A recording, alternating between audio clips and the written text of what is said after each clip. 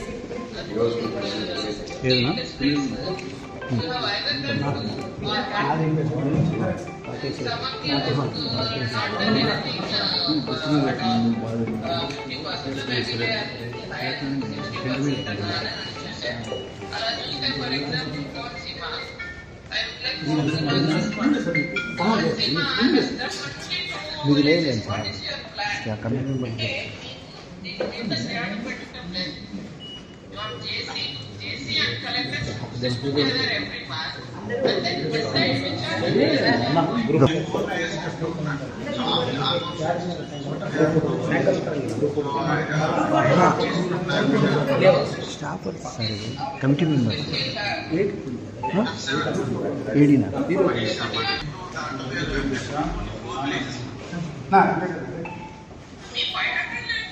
అందరికీ వచ్చేసినాయి.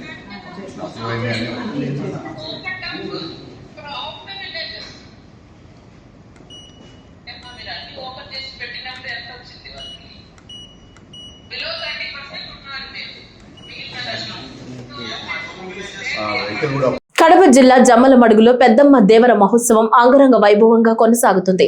ఇందులో భాగంగా మొదటి రోజు చల్లా వితరణ కార్యక్రమాన్ని దేవర కమిటీ ఆధ్వర్యంలో ఘనంగా నిర్వహించారు. సోమవారం ఉదయం పెద్దమ్మ గుడి, గంగమ్మ, పోలేరమ్మ ఆలయాల్లో ఏర్పాటు చేసిన బాణలలో భక్తులు చల్లపోశారు. మేళతాళాలు, డప్పుల చప్పుళ్లతో బాణసంచా కాలుస్తూ చల్లపోసిన బాణలను తలపై ఉంచుకుని భారీ ర్యాలీగా వెళ్లారు. చల్ల బాణలతో కన్నెల్లూరు వద్ద ఉన్న ఊరి పొలిమేర వద్దకు చేరుకున్నారు. పెద్దమ్మ తల్లికి ప్రత్యేక పూజలు నిర్వహించిన అనంతరం భక్తులు, ప్రజలకు నిర్వాహకులు చల్ల ప్రసాదాన్ని అందజేశారు. ఈ కార్యక్రమాన్ని తిలకించేందుకు వచ్చిన ప్రజలు, భక్తులతో పొలిమేర ప్రాంతం కిక్కిరిసిపోయింది.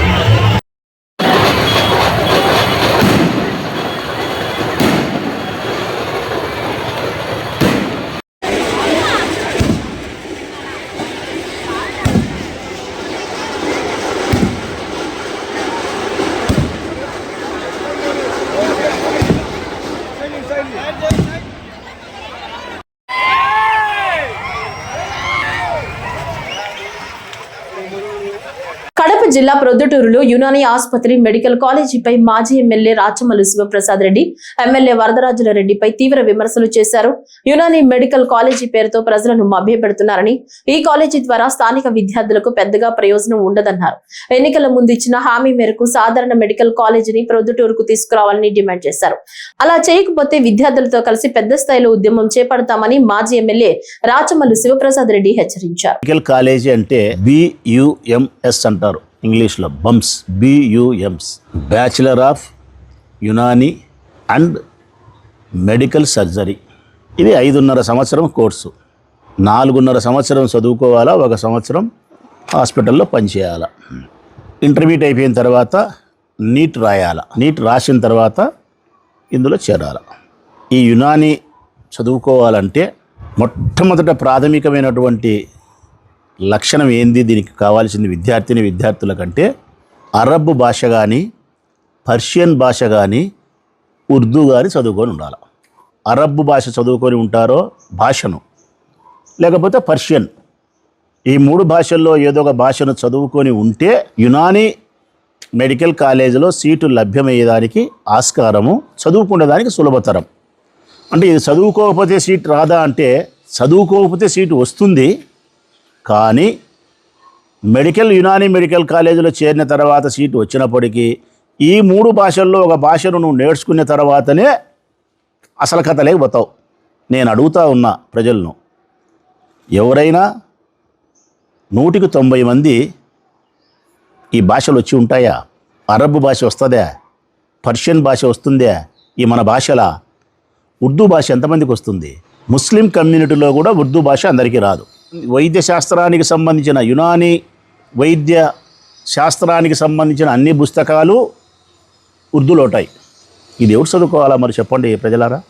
పోనీ ఈ కాలేజీలు రాష్ట్ర వ్యాప్తంగా ఎన్ని ఉన్నాయని ఒకసారి చూద్దాం. ఆంధ్రప్రదేశ్ రాష్ట్రానికి సంబంధించి 26 జిల్లాలకు సంబంధించి 5 కోట్ల మంది ప్రజలకు సంబంధించి 1,60,00,000 మంది కుటుంబాలకు సంబంధించి ఒక్క కాలేజ్ ఉంది ప్రజలారా. యునానీ కాలేజ్ ఒక్కటి ఉంది. అది గవర్నమెంట్ కాలేజీ, ప్రైవేట్ కాలేజీలు లేవు, ఒక్కటే. అది కర్నూలులో ఉంది, ఇంకా ఆడలేదు. సీట్లు ఎన్నో తెలుసునా? సంవత్సరానికి 5 కోట్ల మంది ప్రజలకు, 1,60,00,000 మంది కుటుంబాలకు సంబంధించి యునానీ మెడికల్ కాలేజీల సీట్లు సంవత్సరానికి 60. 1,60,00,000 కుటుంబాలకు 60 సీట్లు ఉన్నాయబ్బా. ఈ 60 సీట్లు కూడా అయిపోవంట. దీన్ని బట్టి అర్థం చేసుకోవాలా ఎంత గొప్ప కాలేజీ ప్రొద్దుటూరికి మా పెద్ద ఆయన సాధించి పెట్టినాడు. మన పిల్లలకు ఎటువంటి వైద్య శాస్త్రాన్ని అందించడానికి భవిష్యత్తుకు బంగారు బాట వేసినాడో. మరి ఒకరి మూతులలో ఒకరు కేకులు తినిపించుకోవచ్చో తినిపించుకోకూడదో ప్రజలే చెప్పాలమ్మా. దీనికి Pulivendula Aryavaishya officials and professionals association నూతన కార్యవర్గ ప్రమాణ స్వీకారం అట్టహాసంగా జరిగిందని అవోపా జిల్లా అధ్యక్షులు గూడూరు హరికృష్ణ తెలిపారు. పులివెందుల పట్టణంలోని శ్రీ వాసవి కన్యకా పరమేశ్వరి దేవస్థానంలో Pulivendula unit Aryavaishya officials and professionals association ప్రమాణ స్వీకారం నిర్వహించారు. పులివెందుల ఆవోపా యూనిట్ అధ్యక్షులుగా దొంతు మురళీమోహన్ ను, జిల్లా ఆవోపా అధ్యక్షులు గూడూరు హరికృష్ణను ప్రమాణ స్వీకారం చేయించారు. అనంతరం కార్యదర్శిగా కందుకూరు కేశవ, కోశాధికారిగా నామ జనార్దన గుప్తతో పాటు ఉపాధ్యక్షులు, ఉప కార్యదర్శి, ఉప కోశాధికారి, ఈసీ సభ్యులు తదితర కార్యవర్గ సభ్యులు ప్రమాణ స్వీకారం చేశారని తెలిపారు. ముందుగా ఆర్యవైశ్య మహిళా మండలి కార్యవర్గ సభ్యులు జ్యోతి ప్రజ్వలన చేసి ప్రార్థనా గేయంతో కార్యక్రమం ప్రారంభించారని తెలిపారు. 2026 నుంచి 28 వరకు ఈ కార్యవర్గం పదవీ బాధ్యతలు స్వీకరించనున్నారు.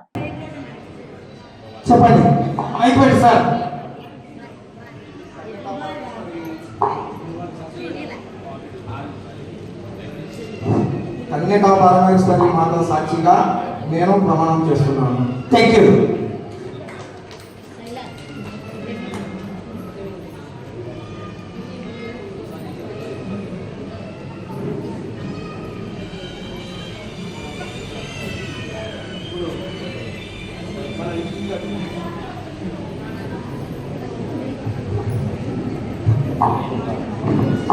ఇప్పుడు కార్యక్రమాన్ని ఉద్దేశించి మన యొక్క ఆర్యవైశ్య సంఘ అధ్యక్షులు శ్రీ జేసు శ్రీనివాసులు గారిని వారి యొక్క అమూల్య సందేశాన్ని ఇవ్వాలని కోరుతున్నాము.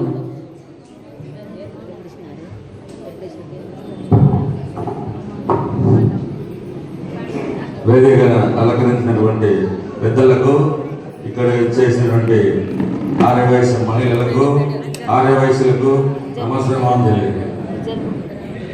ఈరోజు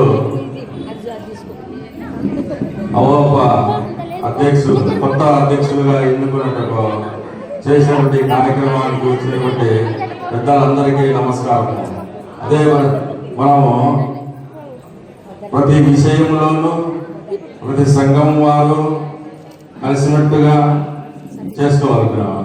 అదేవిధంగా కొత్తగా వచ్చినటువంటి అధ్యక్షుల వారు కూడా ప్రతి కార్యక్రమంలో పాల్గొని ప్రతి కార్యక్రమంలో విజయవంతం చేయవలసిందిగా కోరుతున్నాము.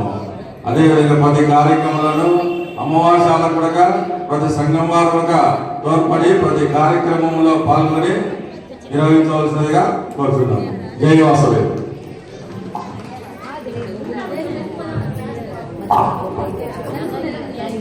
ఇంకా ఎవరైనా సభ్యులు మాట్లాడు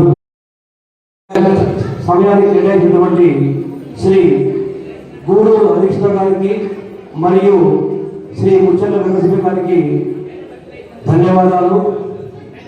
మరి కొద్దిసేపట్లో శుక్రవారం పూజ స్టార్ట్ అవుతుంది. ఇంతటితో ఈ కార్యక్రమాన్ని ముగిస్తున్నాము. అలాగే కొత్త కార్యవర్గం మరియు పిఎస్సీలందరూ ఇక్కడికి వస్తే ఒక గ్రూప్ ఫోటో తీసుకుంటాము. కడప జిల్లా వేంపల్లి మండలంలోని నందిపల్లి గ్రామంలో 6 కోట్లతో నూతనంగా నిర్మించిన శ్రీ నందీశ్వర ఆలయ ప్రతిష్ట కుంభాభిషేక మహోత్సవాలు ఘనంగా కొనసాగుతున్నాయి. ఇందులో భాగంగా వేద పండితుల నేతృత్వంలో గణపతి పూజ, యాగశాల ప్రవేశం, కలశ స్థాపన, అంకురార్పణ, అగ్ని ప్రతిష్ట, దీక్షా హోమం తదితర పూజా కార్యక్రమాలు నిర్వహించారు. ఆలయ చైర్మన్ శ్రీకాంత్ రెడ్డి మాట్లాడుతూ 5 రోజుల పాటు భక్తులకు అల్పాహారం, అన్నదాన కార్యక్రమం ఏర్పాటు చేశామన్నారు. అధిక సంఖ్యలో మహిళలు పాల్గొని పూజా కార్యక్రమాలు వీక్షించారు. వేంపల్లె మండల ప్రజలు నందీశ్వరుడి ప్రతిష్ట కార్యక్రమాల్లో పాల్గొని కృపకు పాత్రలు కాగలరని కోరారు. రేపు ఆలయంలో జరిగే విగ్రహ ప్రతిష్ట కార్యక్రమానికి మాజీ ముఖ్యమంత్రి వైఎస్ జగన్మోహన్ రెడ్డి హాజరవుతున్నట్లు వారు పేర్కొన్నారు.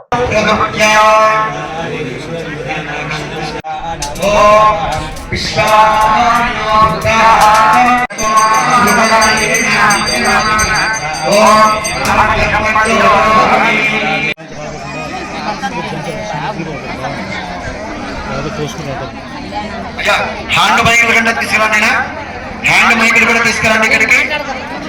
తర్వాత అవకాశం ఉంటే కడప జిల్లా వేంపల్లె మండలం నందిపల్లె గ్రామంలో నూతనంగా నిర్మించినటువంటి నందీశ్వర ఆలయం కడప జిల్లాలోనే అత్యంత వైభవోపేతంగా నిర్మించినటువంటి ఆలయం. సుమారుగా 6 కోట్లు వేయించి ఈ యొక్క దేవాలయాన్ని నిర్మించారు మారం శ్రీకాంత్ రెడ్డి అనేటువంటి దంపతులు. అదేవిధంగా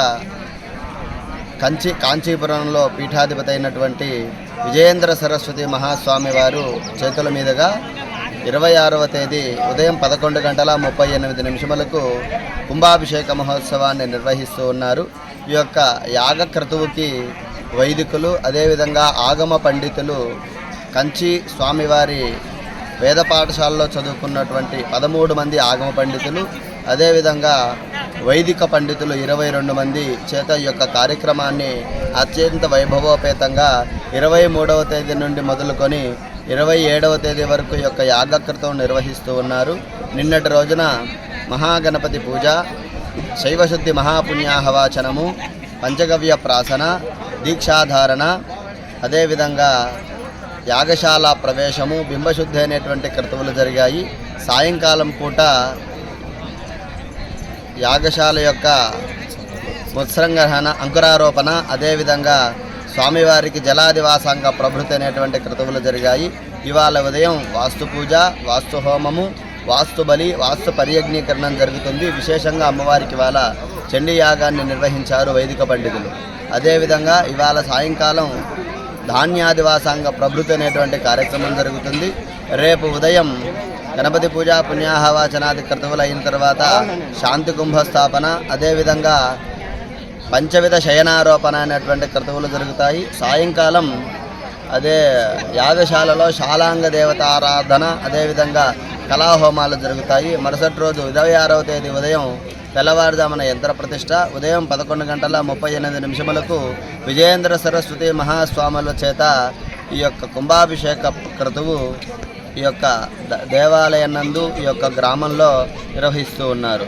నందిపల్లె గ్రామంలో సుమారుగా 6 కోట్లు వేతనం వెచ్చించి ఈ యొక్క దేవాలయాన్ని నిర్మించడం జరిగింది. కావున అత్యంత వైభవోపేతంగా జరుగుతున్నటువంటి యొక్క కార్యక్రమానికి 50 మంది భక్తులందరూ కూడా వేంచేసి స్వామివారి అనుగ్రహం పొందవలసిందిగా తెలియజేస్తూ ఉన్నాము. ఓం నమః శివాయ. కడప జిల్లాలో శనగ కొనుగోలులో రైతులకు ఎటువంటి ఇబ్బందులు లేకుండా చూడాలని కాంగ్రెస్ పార్టీ సీనియర్ నాయకుడు తులసిరెడ్డి వేముల మండలం పెన్నపాడు బుడ్డ శనగ కొనుగోలు కేంద్రాన్ని తులసిరెడ్డి మంగళవారం కాంగ్రెస్ నాయకులతో కలిసి సందర్శించారు. ఈ సందర్భంగా ఆయన రైతుల ఇబ్బందులను సమస్యలను అడిగి తెలుసుకున్నారు. రాయలసీమ ప్రకాశం జిల్లాలో రబీ సీజన్ లో బుడ్డ శనగ ప్రధాన పంట అని, దాదాపు రాష్ట్రంలో 12 లక్షల ఎకరాల్లో ఈ పంట వేస్తారని అన్నారు. ఈ సంవత్సరం దిగుబడి బాగా వచ్చింది, కానీ గిట్టుబాటు ధర లేక రైతులు ఇబ్బందులు పడ్డారని, కేంద్ర ప్రభుత్వం ప్రకటించిన కనీస మద్దతు ధర క్వింటాలకు 5,875 రూపాయలు కాగా మార్కెట్ లో వ్యాపారులు 4,700 రూపాయలకు కొన్నారన్నారు. దీంతో రైతులు క్వింటాలకు దాదాపు 1,000 రూపాయల చొప్పున నష్టపోయారన్నారు. ప్రస్తుతం మనం కడప జిల్లా పులివెందుల అసెంబ్లీ నియోజకవర్గం వేముల మండలం పెర్నపాడు బుడ్డశనిగ కొనుగోలు కేంద్రం దగ్గర ఉన్నాం. ఈ రబీ సీజన్లో రాయలసీమ ప్రకాశం జిల్లాలో ప్రధానమైన పంట బుడ్డశనగ పంట లేదా ఈ పప్పు శనగ పంట. ఈ రబీ సీజన్లో అది ఏకైక పంట. కొన్ని ప్రాంతం అయితే అదే పంట, వేరే పంటలు వేరు. ప్రస్తుతం మనం వేముల మండలంలో ఇంతకుముందు ఏవో గారు చెప్పినట్లు దాదాపు 8,000 ఎకరాల్లో కేవలం బుడ్డశనగ పంట వేస్తారు. రాష్ట్ర వ్యాప్తంగా దాదాపు 12 లక్షల ఎకరాల్లో రబీ సీజన్లో పంట వేస్తారు. ఈ సంవత్సరం దిగుబడి బాగా వచ్చింది, కానీ మొన్నటి వరకు ధర లేని కారణంగా రైతులు బాగా ఇబ్బంది పడ్డారు. కేంద్ర ప్రభుత్వమేమో కనీస మద్దతు ధర క్వింటాలకు 5,875 రూపాయలుగా ప్రకటించింది. కానీ మార్కెట్లో వచ్చేసి 4,700, 4,800, 4,900 ఆ ప్రాంతంలోనే మార్కెట్లో వచ్చేసి వ్యాపారులు కొన్నారు. దీనివల్ల దాదాపు ఒక్కొక్క క్వింటాలకు దాదాపు 1,000 రూపాయల చొప్పున రైతులు నష్టపోయారు. ఈ పరిస్థితుల్లో ఈ యొక్క శనగ కొనుగోలు కేంద్రాలు ప్రభుత్వం ఏర్పాటు చేయాలని అటు కాంగ్రెస్ పార్టీ కానీ, వామపక్షాలు కానీ, మిగతా పార్టీలు కానీ, ప్రజా సంఘాలు కానీ ప్రభుత్వాన్ని విజ్ఞప్తి చేయడం జరిగింది. నేను వ్యవసాయ శాఖ మంత్రి అచ్చెన్నాయుడు గారితో కూడా మాట్లాడడం జరిగింది. ఈ యొక్క ప్రజా విజ్ఞప్తులను పురస్కరించుకొని రాష్ట్ర ప్రభుత్వం వచ్చేసి జిల్లాలోనే 21 బుడ్డశనగ కొనుగోలు కేంద్రాలు ఏర్పాటు చేయడం జరిగింది. దాంట్లో ఇది ఒకటి. దాని రాష్ట్ర ప్రభుత్వాన్ని ఆ చర్యను వచ్చేసి అభినందిస్తున్నా, హర్షణీయమది. కొన్ని షరతులు ఉన్నట్టుంది. ఆ షరతులు అంటే ఇప్పుడు కొనుగోలు చేసిన తర్వాత 15 రోజులకు వేస్తామంటున్నారు. దాన్ని వీలైనంత వరకు తగ్గిస్తే మేలు. ఎందుకంటే ఆల్రెడీ వరి ధాన్యానికేమో మరుసటి రోజు చేస్తున్నారు. కాబట్టి దీనికి కూడా కనీసం 15 రోజులు కాకుండా ఒక వారం రోజుల లోపల బ్యాంక్ అకౌంట్లో వేసేట్టుగా రాష్ట్ర ప్రభుత్వం చర్య తీసుకుంటే బాగుంటుంది. తర్వాత షరతులు కొన్ని ఉన్నాయి. షరతులు తేమ శాతం అవన్నీ ప్రస్తుతం అయిన రైతులకి ఏమి ఇబ్బంది లేదు, ఎందుకంటే ఆ తేమ శాతము బాగా ఆరినాయి కాబట్టి ఇబ్బంది ఏం లేదు.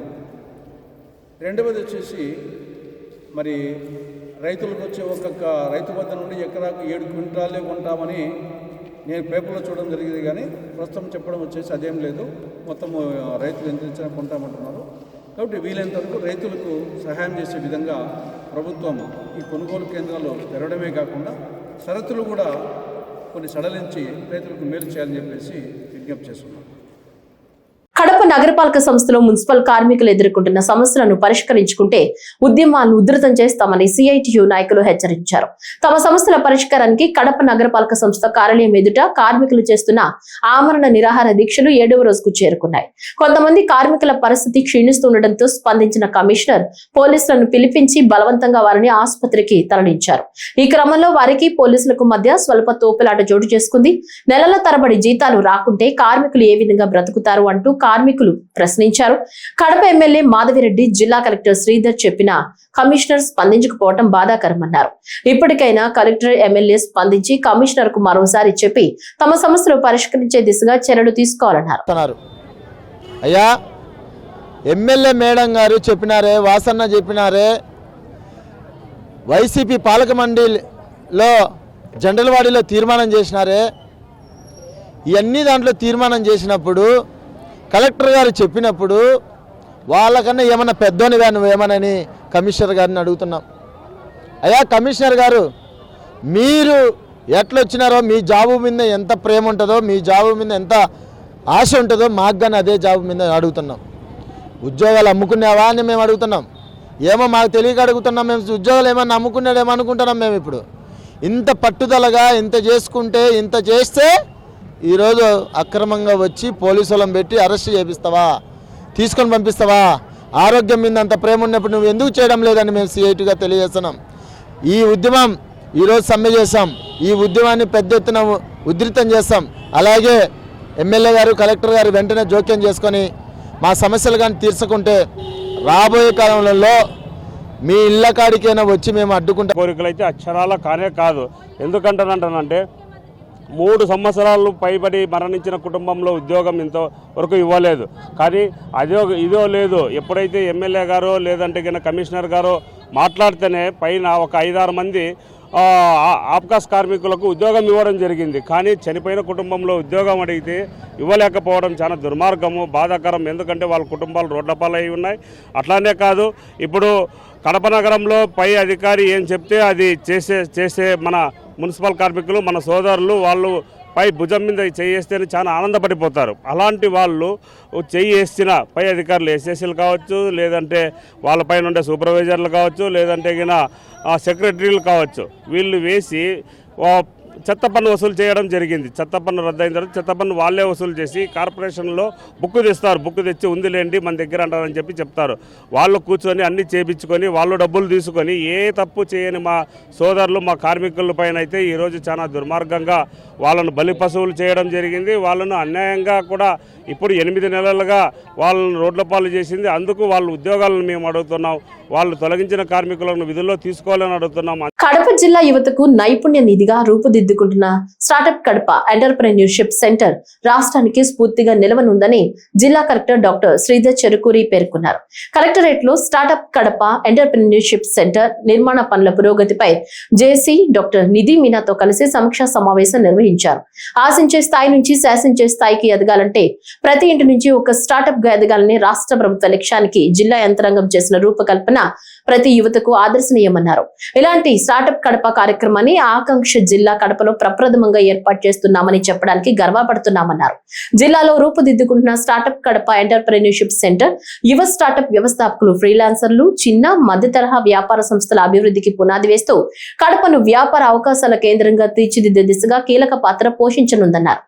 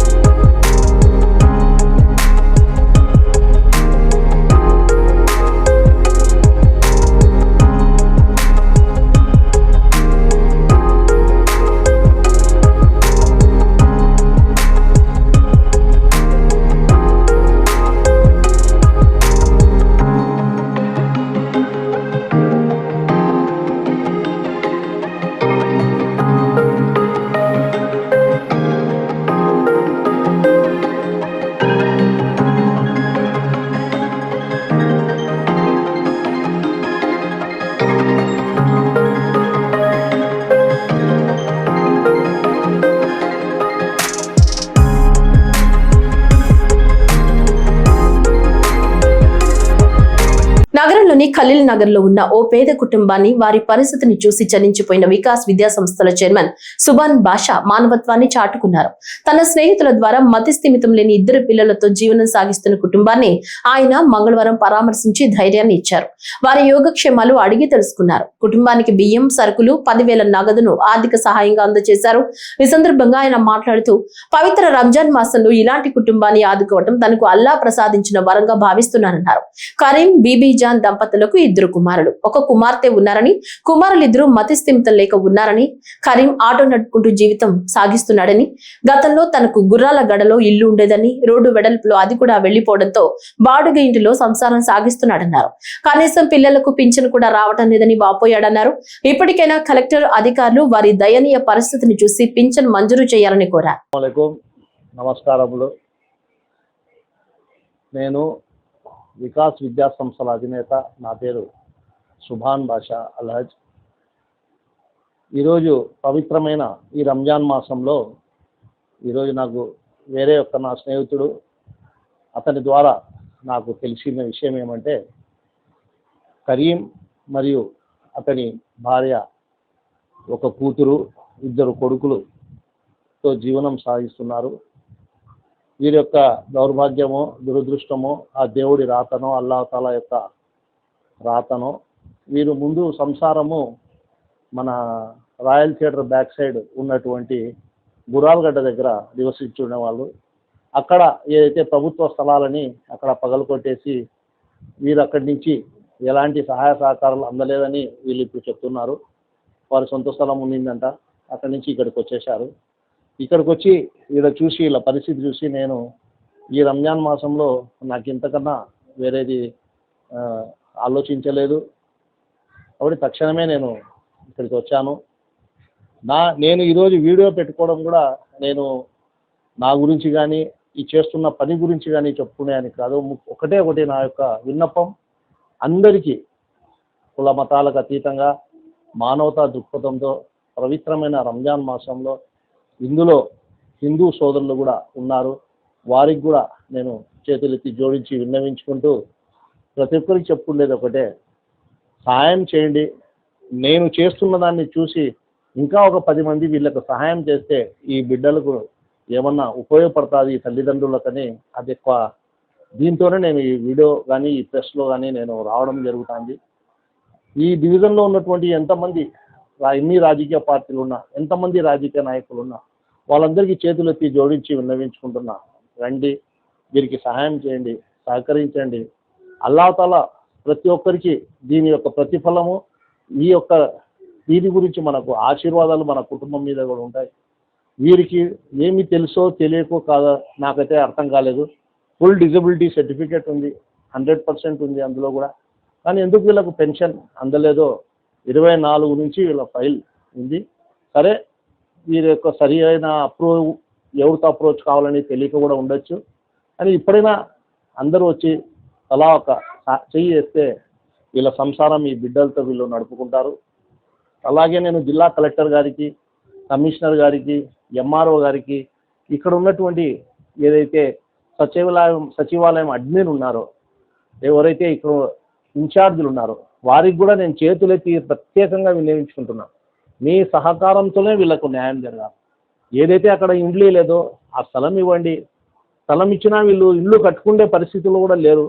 ప్రఖ్యాత పుణ్యక్షేత్రమైన బ్రహ్మంగారి మఠంలో పట్టాభిషేక మహోత్సవం వైభవంగా నిర్వహించేందుకు ఏర్పాట్లు పూర్తయ్యాయి. ఈ నెల 26వ తేదీ గురువారం జగద్గురు శ్రీ మధ్విరాట్ పోతులూరి వీరబ్రహ్మేంద్ర స్వామి మఠం 12వ పీఠాధిపతిగా నొత్సం వీరధర్మజ వెంకటాద్రి స్వామి పట్టాభిషేకం జరగనుంది. మఠ సంప్రదాయాల ప్రకారం ప్రధాన ఘట్టమైన పట్టాభిషేక కార్యక్రమం మధ్యాహ్నం 12 గంటలకు వేద పండితుల మంత్రోచ్చరణల మధ్య శాస్త్రోక్తంగా జరిగింది. ఈ చారిత్రాత్మక వేడుకను వీక్షించేందుకు రాష్ట్ర నలుమూలల నుంచి వేలాది మంది భక్తులు, స్వామివారి శిష్యులు తరలివచ్చే అవకాశం ఉందని నిర్వాహకులు తెలిపారు. మఠ పరంపరను గౌరవిస్తూ అన్ని ఏర్పాట్లు పూర్తి చేసినట్లు ప్రజా ప్రతినిధులు, ప్రముఖులు మరియు భక్తులు పెద్ద సంఖ్యలో హాజరై స్వామివారి ఆశీస్సులు పొందాలని దత్తాత్రేయ స్వామి కోరారు. భక్తుల రద్దీని దృష్టిలో ఉంచుకుని మఠం పరిసరాల్లో ప్రత్యేక ఏర్పాట్లు చేపట్టినట్లు తెలిపారు.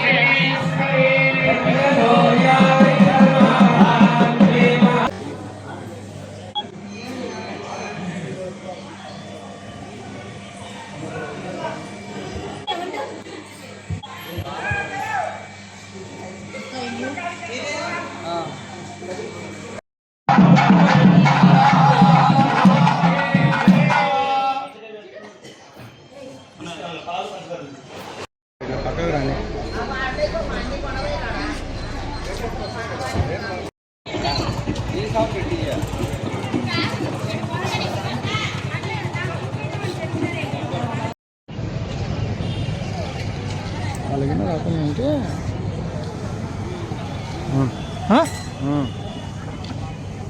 కాలము 5 సంవత్సరములుగా ఖాళీగా ఉన్నది.